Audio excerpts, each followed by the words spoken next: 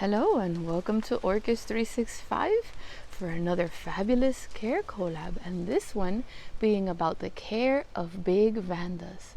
So I decided to use my Aranthera as my intro because when we're talking about big, I've kind of let her grow out of control.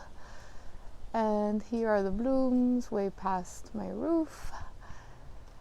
I want you to check out the channels. I will list them in my description, as well as my care for these large vandas.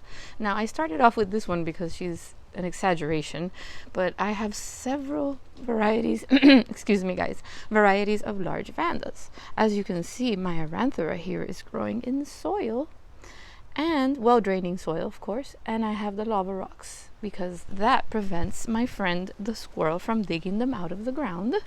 She has another Kiki that grew all the way up. I had removed the other one, but I will soon chop her up a little because I cannot let her continue to keep going up so high. Now, vandas did not start off as rainbows and butterflies for me. It was quite an adventure. Figuring them out was not easy, you guys. Okay, did I lose a couple of vandas in the beginning of my journey? Yes. I will tell you now my care tips, my advice, and my lessons learned. Before going into detail about how I care for my large vandas, I want to go over some information that I find very important. There are three types of vandas. There are the strap-leaved, which are the ones that you commonly find. I'll show you. There are the semi-teretes, which is why I have this little seedling as an example, because the leaf is the classic semi-terete vanda. Then there is the terete, which would be these leaves. This is how you identify them. Okay, terete, perfect terete leaves, and this one too, perfect terete leaves. Now, I started off with this one for the semi-terete because this one is a hybrid, and the characteristics of the semi-terete leaf are very clear in this one. Now, why am I telling you that there are three types? So the first type that I mentioned, which was the strap-leaved, has broader flat leaves, while the terete types have round pencil-shaped leaves. The semi-terete, like the one that I'm showing you here, they're usually hybrids between those two with an intermediate leaf shape. So terete types need full sun and high light climates, which is, again, my teretes growing in the full sunlight. However, with the semi-terete hybrids, you have to be careful with the lighting, okay? These like the bright light, but are not so fond, depending on the hybrid, of the full noon sun. Okay, so the leaves should be a medium green, not a dark green. Okay, in warm, bright climates, you can grow any type of vanda outside if it's warm with partial shade. But for strap-leaved types and semi-teretes, especially in the midday summer or inside when cold in bright south window. In climates where winters are overcast, you should try the Asocendas. I hope I said that correctly. I want to start off with lighting. The reason I want to start off with lighting is because some people will tell you, oh, vandas cannot take direct sunlight. Oh, vandas, yes, it is correct. Different varieties of vandas can take different amounts of sunlight. So I started off in my first shade pergola with these because this one is in bloom right now, probably on her way out soon. And I was like, I wanted you guys to enjoy these freckles because that's the reason I bought her. Aside the fact that she smells like jasmine, she's amazing. So I have her here. She does not get direct noon light. She gets filtered morning light. And the one that's over there has been quarantined because she developed a little bit of a fungal infection and she's fighting it off real good. The reason she's here is because I do not want my other vandas to be near her and catch it. Also, she needs air circulation to the max so that she can overcome this. It happens. It was my mistake. I have to remember that I need to space them out accordingly. look at this beauty right here. She also gets morning light. However, I have another one over here. See, gets the morning light, late afternoon light, nothing direct and bright in the midday. However, I have these that do get a little bit of midday bright light, and they're okay with it. And it's all about talking to the grower where you purchase them, looking them up, using their IDs online, you know, also checking the leaves for any signs of stress, because they will tell you immediately when they are not happy, when they're getting too much light. The plant does give you signals. Sometimes it can happen when the seasons change, the light change, and they have to move. I have this one. However, I do have this one, my Violeta. She loves light. She will get direct light. Look at her.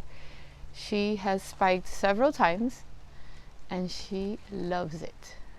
Okay, and that's why she's at the very entrance of my pergola. My Aranthera gets full sun. Miss Joaquin gets full sun. However, I do have some shade up there, and maybe that's what's stopping her from blooming. She keeps growing. I have yet to ever see a bloom from this massive plant. Does she frustrate me a little? Yeah, but you know what? Like every other Vanda, I'll figure her out. I've seen these growing in front of houses full sun. I have pondered moving her, but she is very attached. So let's see what I could think of. I sometimes make little bags of slow release fertilizer for this one and some vandas, because I have such a huge collection and I don't want to forget, and I'll show you at the end of my video all the products. So this one is also an Aranthera. This is Midas Kiss, and she has a little Kiki down there. She's also in a soil bark mix with lava rocks, and she loves full sun. My Aranthera seedlings that I established in one of my videos also get very bright light, and they are growing beautifully. These are my babies. This Vanda loves light. In fact, she grew over here on this side. She is going to get repotted because she has outgrown her little basket and she's bending to the side too much, and I'm scared she'll break. And she has buttons. Look, there will be more. I love this baby. She's very special to me because my son bought her for me when he was in elementary school as a little tiny seedling, and she has grown into this beautiful, look at that. See, so I'm gonna pot her up in that beautiful empty pot so she can continue getting that light, but then I can hold her up with a trellis and I don't have to feel like she may snap when the wind blows too hard. These love. I've had these since they were seedlings, probably years. They should be blooming size, and they are sitting there in that midday light. See, these get a little less light because these only like the morning light, and like I said, I figured it out by doing my research on the actual Vanda, speaking to the growers. It's tricky, and look at this, guys. I don't want to hurt the bloom. I want to show you this beauty. This is my V Lamellata Patchik Gold, an exotic export from Moats, and she's growing on this beautiful piece by just one more orchid, terracotta mount. And look, she's still opening. She's not done yet. Look at this thing, guys. Oof, so beautiful. See, I had to figure this one out too.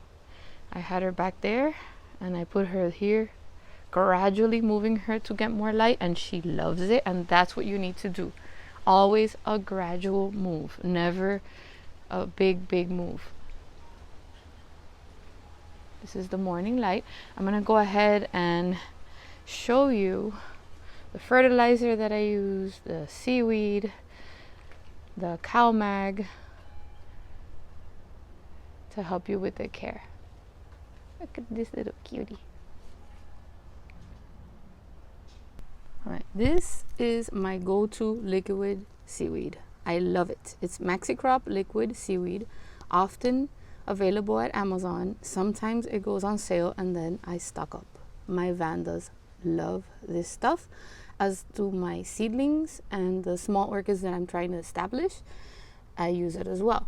What I like about it is the instructions are very, very detailed. They tell you how to do it with seedlings, how much to add, cuttings, rootings, even indoor plants. This is the bomb when it comes to Vanda roots. I love it.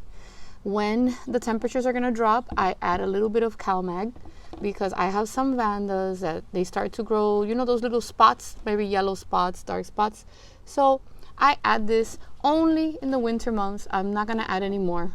I add it as I see it necessary. And it's not only for vandas, you know, you can use it on your other orchids too, as needed. Some of them don't like the cold, the spikes, you know, in the temperature. So I use this on my vandas, my big vandas, and I use the regular. What I do is I mix it in here with a gallon, because this can last me for at least two times. And then I buy, see this one that says Orchids, it's another gallon, and that's just my regular 20 fertilizer. It comes in like a little, I don't have one with me now, but I get it in the Redlands when I go to any of the orchid supply stores, or even the orchid vendors, the ones that sell, have it. Ophi has it, and the orchid supply store. And it comes in a little container like so, when they're like, it's like a blue powder and it dissolves. You measure it, it has instructions, and you dissolve it, and then I make myself these. So these are the products I use as far as fertilizers and care for my vandas. I wanted to end this video with my Mocara vandas that are facing full sun. This one has been in spike for almost 2 months now. Once they start flowering, you guys, they don't stop. Took me a while to acclimate them. This one gets a lot of sun. There's a little bag of the slow release fertilizer that I was telling you that I put on some of my large vandas to keep up, as well as the other stuff that I showed you in the video. And then I have the other two Mocaras. These get a little less of that afternoon sun. This one has a Kiki coming up here and a Kiki coming up here, and I think they do better here. But the other one has been blooming and fine, but I don't like how the leaves look. But these are happy, and I think in there's a little spike going somewhere. See, can you see it? So I hope this video has been informative. I hope I've answered all of your questions about growing big vandas. I may have repeated a few things that I find to be the most crucial. It's the teacher in me that kicks in. So whenever, you know, if ever you feel you have a question or you want more information, I'm going to try to put as much information as I can in my description, as well as the other channels that are doing the big Vanda Care. I hope this video finds you well. I hope you have a lovely day ahead. Be kind, stay safe, and happy growing, y'all.